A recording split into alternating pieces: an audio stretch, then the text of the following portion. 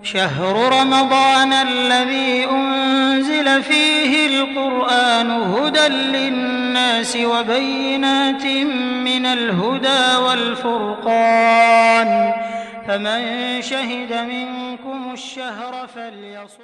Assalamu alaikum wa rahmatullahi wa barakatuh. We bear witness to the oneness of Almighty Allah, and we testify to the messengership and prophethood of Muhammad. May Allah's peace and blessings continue to abide in him, his followers and companions, and all those who are following his sunnah to the day of judgment. You are welcome to this early dawn broadcast. Today I'm looking at character, the role of character in nation building. And under that theme, I'll be examining the rights of leaders and the led. But before we go to the rights or duties of leaders and the led, we need to understand the Islamic concept of a society. For any human society, there is need for orderliness, peace, cordiality, harmony for that society to thrive. If these concepts, if these ideas are not prevalent in that society, we are going to have a society of animals, jungle. Jungle justice will be the order of the day. Now, the woman society is the head, the first and the most important segment of the entire universe. And Allah subhanahu wa ta'ala has made man his vicegerent, his agent, so to say. Man has been created to come and give action to the divine will. Man has been created to come and show the rest of humanity, the rest of creation, the will of Almighty Allah. So if we are going to have a peaceful, cordial, harmonious society, there must be general understanding of what is leadership and what is the essence of a people in a particular geographical setting. If we look at this, there are three pillars of a society: the leadership, the followership, and the ideology of governance between the leadership and the followership.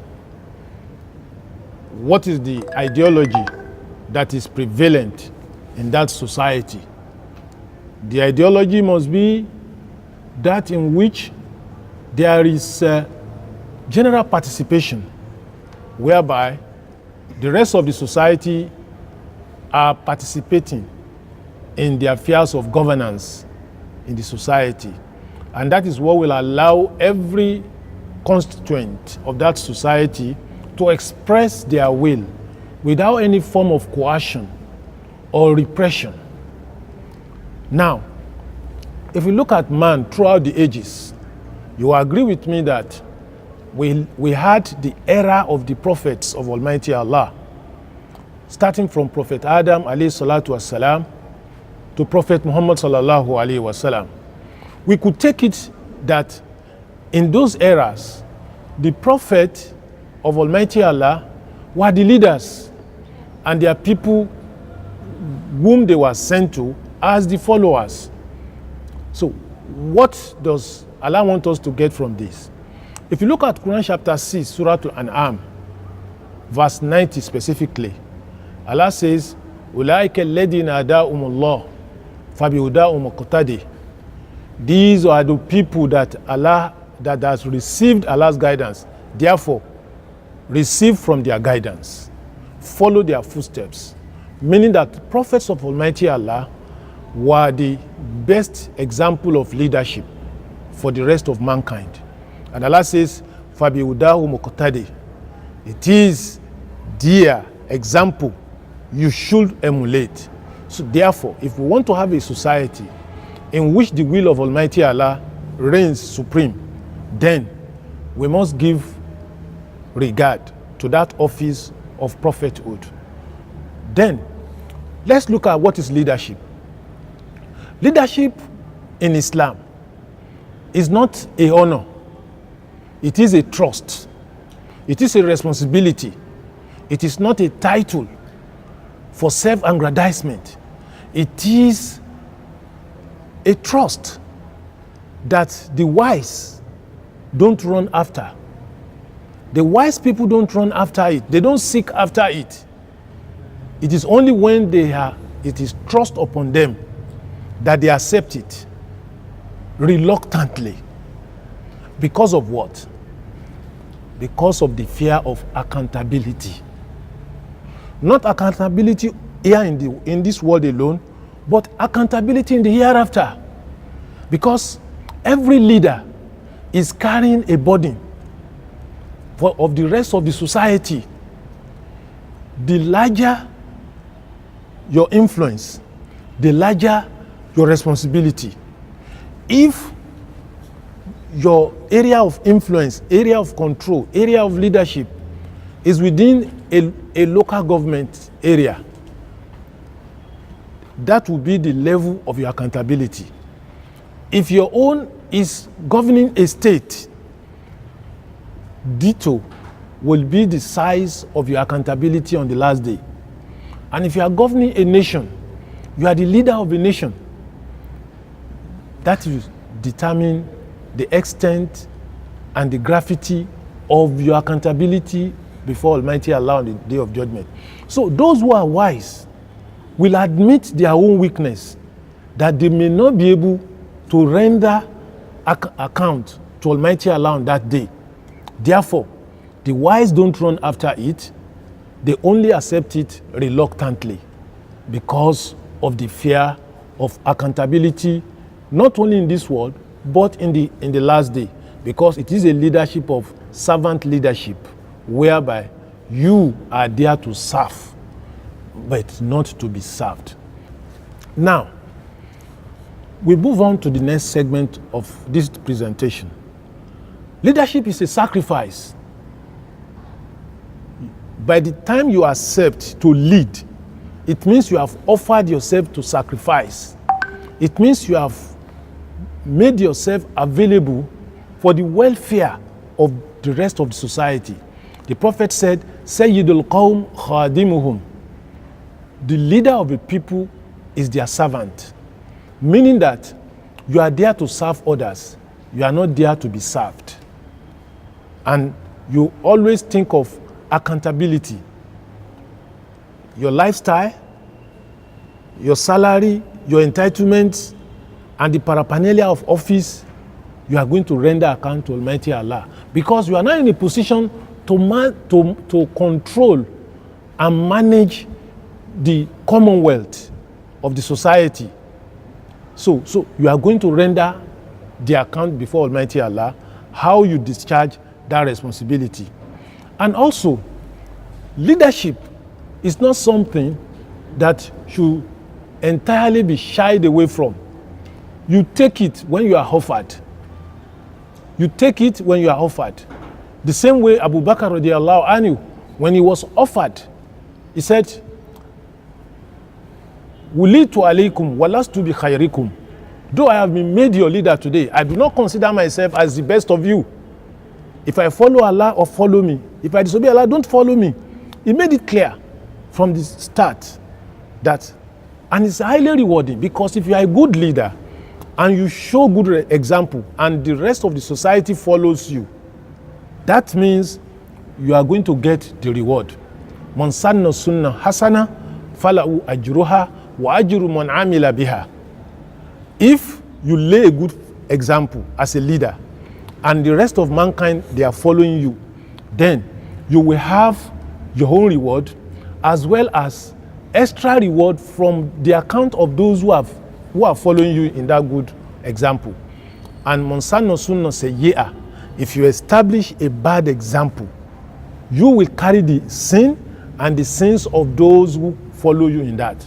Therefore, the easiest way to enter paradise is to be a good leader in Islam. Because when you show good example and the rest of your followership, they follow you, that means you are going to get reward on account of the number of people who follow your good example. And that's why the Prophet sallallahu alaihi wasallam is the best example for leaders in this world and in the hereafter. Allah says, وَإِنَّكَ لَعَلَىٰ خُلُقٍ عَظِيمٍ. You are the best of example. Best example of good conduct, good character. And Allah also says in Quran chapter 33 verse 23, لَقَدْ كَانَ لَكُمْ فِي رَسُولِ اللَّهِ أُسْوَةٌ حَسَنَةٌ لِمَنْ كَانَ يَرْجُو اللَّهَ وَالْيَوْمَ الْآخِرَ وَذَكَرَ اللَّهَ كَثِيرًا. You have in the Prophet Muhammad the best example for those who are looking forward to Almighty Allah and those who remember Allah most. What that means is, for leadership, Prophet Muhammad is the example of all leaders till the end of this present life. He is our best example. He should be the focus of reference. He should be our example and the person we are going to emulate. It is what we can refer to as mathalul a'la, the best example that we can cite for leadership. Therefore, for leadership in Islam, as I said, it's not something to be run after. You accept if you are given, and you do not pursue it to express or exhibit self-aggrandizement. You see yourself as the servant. There is the concept of servant leadership in Islam. That statement, servant leadership, was coined by the Prophet sallallahu alaihi wasallam when he said, Sayyidul Qawm khadimuhum. The head of the people, the leader of the people is their servant. Therefore, leaders all over the world must take example from the Prophet sallallahu alaihi wasallam by being good examples to their followers, by being the servant, serving them, and also serving as their guardian. Their guardian. Look at Prophet Muhammad sallallahu alaihi wasallam. Allah refers to him in chapter 9 verse 129 that لَقَدْ جَاءَكُمْ رَسُولٌ مِّنْ أَنفُسِكُمْ عَزِيزٌ عَلَيْهِ مَا عَنِتُّمْ حَرِيصٌ عَلَيْكُمْ بِالْمُؤْمِنِينَ رَءُوفٌ رَحِيمٌ فَإِنْ تَوَلَّوْا فَقُلْ حَسْبِيَ اللَّهُ لَا إِلَهَ إِلَّا هُوَ عَلَيْهِ تَوَكَّلْتُ وَهُوَ رَبُّ الْعَرْشِ الْعَظِيمِ. He has come to you a messenger from amongst yourself. It grieves him what hurts you, and is ever desirous of your well-being. And for the believers, he is very merciful. That should be the example of good leaders. You must be merciful, must be caring, must be a guardian, must be someone whose all your efforts must be towards the actualizing the interests of the followership. It is when they are happy, it is then you are happy. When they are having any misfortune, you must share in their misfortune. You must solidarize with them. You must show care and concern and love for them, because you cannot lead the people. The Prophet ﷺ said, the best of your leaders are those you are praying for them and they are praying for you. And the worst of your leaders are those you are cursing and they are also cursing you. We pray, we seek leverage in Allah from that. We should have leaders that are God-fearing, that do not see their position as a honor, that they have done them a honor. No, they have put a burden on you, and you must be looking forward to how you are going to render that responsibility, that Allah subhanahu wa ta'ala, your followers will be happy, be pleased with you, and more importantly, Allah subhanahu wa ta'ala will be pleased with you in the last day. It is a concept that we must understand, and we should not misunderstand in any way. And when we talk about this leadership thing, it is something that people in this age, when somebody is being made a leader, people are trying to congratulate him or her that yes, congratulations, you have been made this and this. We should be sending rather sympathy message to them. We should be sympathizing with them because of what? The fear of accountability. You may show yes, I've achieved, I've accomplished, but it's a trust. You are going to render account before Allah on the day of judgment. And that's why you should accept it with all sense of humility, with all sense of submission.